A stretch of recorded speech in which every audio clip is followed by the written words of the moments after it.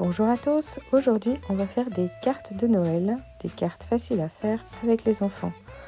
Je prépare un modèle de chaque pour pouvoir faire facilement avec eux et leur montrer le résultat qu'on désire.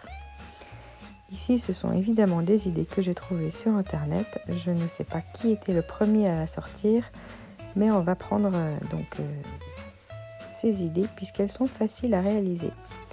Un peu de washi tape sur une feuille de papier pour aquarelle en forme de triangle et ensuite quelques lignes en alternant les couleurs qu'on désire. Ici j'ai du rouge et du vert que j'avais broyé et donc ici on s'amuse simplement à faire quelques lignes. Une fois que tout le triangle est bien rempli, on va mettre la carte de côté pour la laisser sécher. L'idée est qu'elle fasse donc apparaître un sapin une fois qu'on enlève le scotch. Un sapin très géométrique certes, mais un sapin très équilibré. Donc ici je joue avec pas trop de couleurs, sinon ça va devenir un peu chenille, mais des couleurs qui sont proches des couleurs de Noël, donc vert, rouge et un petit peu de jaune pour moi, pour adoucir un petit peu mon vert. Et je vais vous proposer encore 4 autres sortes de cartes. Pour la prochaine sorte, on va faire encore une fois quelque chose qui a été vu très souvent sur internet, c'est les boules à l'aide d'un verre. Ici j'ai des petits pots à confiture qui feront très bien l'affaire, plusieurs couleurs. Ici rouge, il faut faire bien sûr une boule à la fois et avec un pinceau plus ou moins rincé, on va venir récupérer le pigment qu'on vient de déposer dans un rond parfait grâce au pot. Et puis on va les mettre à l'intérieur du rond. Ensuite, on va répéter l'opération avec 2 autres couleurs ou peut-être même un mélange. En ce qui me concerne, je ne rince pas la couleur, comme ça fera un petit mélange entre vert et rouge. Et donc ici, j'utilise toujours le même pot et toujours le même principe. Je prends de l'eau avec mon pinceau presque tout à fait rincé et je viens remettre les pigments qui sont sur le bord à l'intérieur. J'obtiendrai ainsi un dégradé. Et donc ça fait un petit peu comme l'effet de lumière puisque la lumière serait sur le devant et plus c'est à l'arrière, plus c'est sombre. Ici j'ai encore une fois pris le même pot sans rincer avec cette fois-ci toujours du vert. Et on voit que ça donne 3 teintes différentes mais quand même assez proches. On voit des fois un petit peu de rouge qui apparaît à travers le vert et ça permet d'avoir des couleurs un peu uniques. Donc maintenant je laisse sécher et je reprendrai plus tard. Un autre motif assez facile à faire, c'est la guirlande de couleurs lumineuses. Et donc ici, j'utilise pas beaucoup de couleurs, donc je prends uniquement du vert. On pourrait prendre un stylo ici pour faire quelque chose de fin et plus régulier. Et avec du vert et un pinceau très très fin, je fais une petite guirlande. Et pour faire les décorations lumineuses, je vais ensuite prendre un coton-tige tout simplement. Un coton-tige trempé dans chacune de mes couleurs et faire des petits points, des petites lumières qui vont être ensuite reliées au stylo. Combien de couleurs? Encore une fois, c'est à vous de voir. Plus il y a de couleurs, plus ça devient un peu chenille. Donc personnellement, je préfère restreindre le nombre de couleurs que j'utilise à chacune des cartes. Encore une dernière idée, toujours sur le principe du sapin, mais cette fois-ci pour faire une autre forme. Ici, il s'agit de faire des petits paquets cadeaux qui seraient alignés. Donc ici, je fais 3 espaces qui feront 3 cadeaux. Ensuite, une base qui fera l'alignement de mes paquets. Et après, j'essaye d'alterner les hauteurs pour faire des cadeaux de tailles différentes. Vraiment comme le motif du sapin, des petites lignes. Et puis, j'alterne toujours dans le même type de couleur. À vous de voir évidemment si vous voulez les faire dans d'autres sens, pourquoi pas.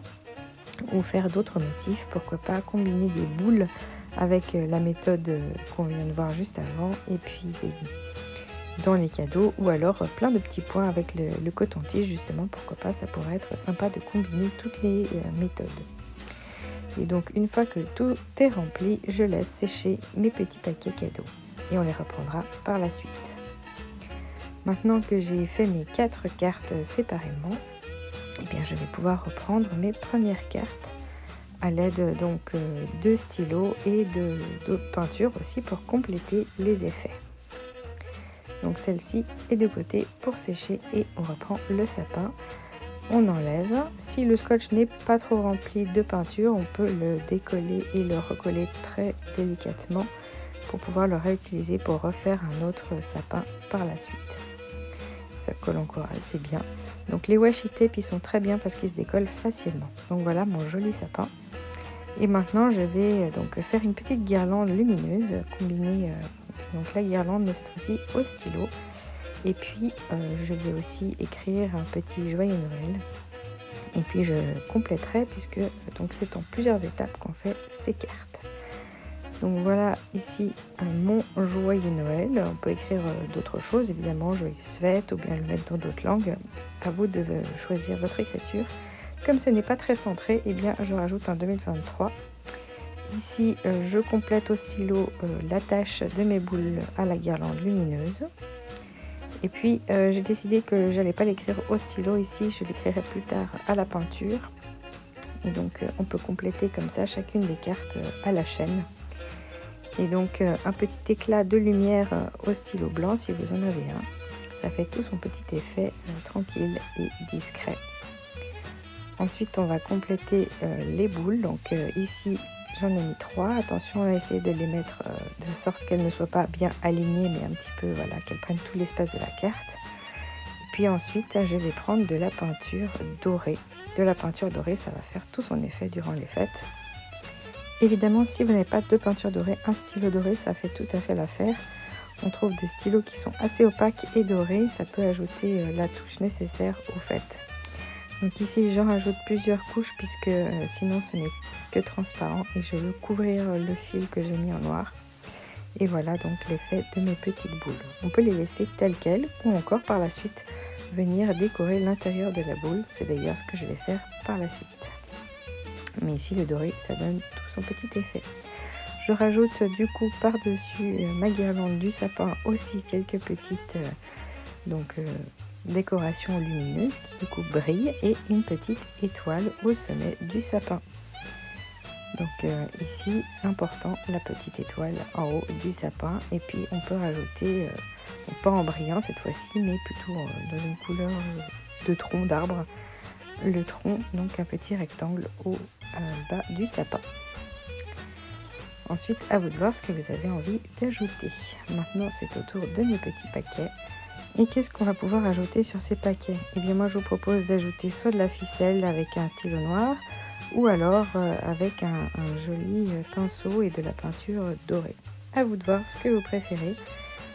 Ici, j'ai utilisé toutes les mêmes couleurs pour les cartes. Ça fait une espèce d'ensemble qui donne quelque chose de harmonieux, mais évidemment, on peut varier les couleurs selon vos désirs. Vous verrez ensuite les cartes que font mes enfants, ils ont été dans l'arc-en-ciel. Et donc ici, j'ai mon stylo noir, mais j'ai surtout ma palette de couleurs métallisées. Et c'est ça que j'aime ajouter. Ajouter des petits nœuds au-dessus de mes paquets.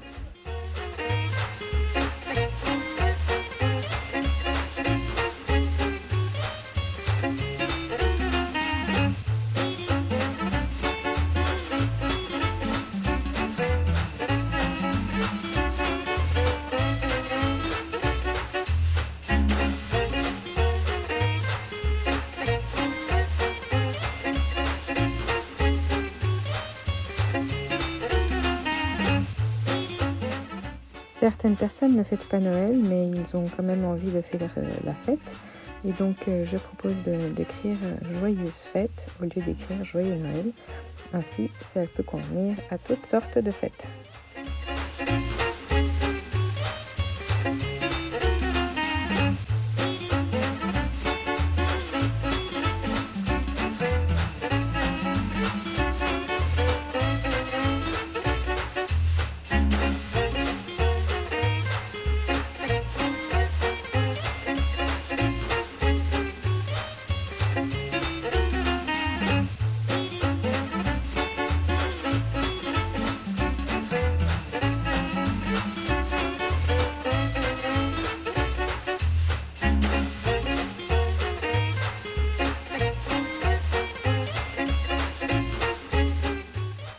Et voilà le moment de reprise des boules qui vont très bien comme ça, mais j'ai décidé de leur faire quelques petites décorations. Alors avec la pointe d'un pinceau très fin, quelques petits branchages par exemple, ou alors d'autres motifs. Pour les autres boules, je ferai encore d'autres motifs différents, histoire d'avoir 3 motifs qui ne sont pas les mêmes. Alors ici, toujours le même dans des sens tout à fait différents pour donner une espèce décoratif. Et puis après, je reprends les couleurs à chaque fois des boules, donc un petit mélange de vert pour le suivant. Et puis alors là, juste des petits zigzags tout simplement. Et puis un peu partout avec des hauteurs différentes et pour faire juste un effet de décoration.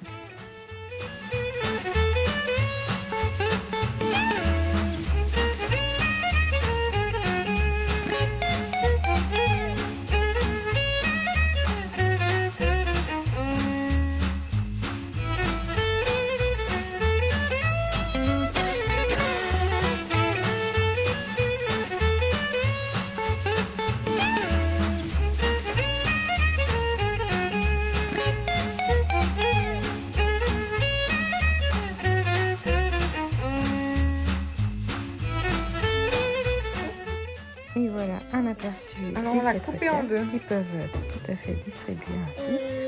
Mais on peut encore aller plus loin si vous avez une machine à faire des coins spéciaux par exemple. Moi j'avais envie d'ajouter une petite touche spéciale dans les coins de cette carte pour compléter encore un petit peu le motif. Mais on a aussi des machines à faire des coins tout simplement arrondis. Comme ça, donc ça c'est des coins fleuris. Il y a tout plein de sortes de coins qui peuvent exister.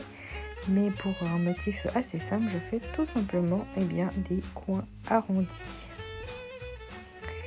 Et voilà donc toute une carte terminée. Qu'est-ce que vous en pensez? Quelle est celle que vous préférez? Alors maintenant, je vais vous montrer celle de mes enfants. Donc ici, ils ont dépassé le scotch pour faire leur sapin. Et puis pourquoi pas mettre des tas de touches de toutes les couleurs. À vous de voir ce que vous préférez. Alors amusez-vous et puis voilà encore des jolies boules. Belle fête à tous!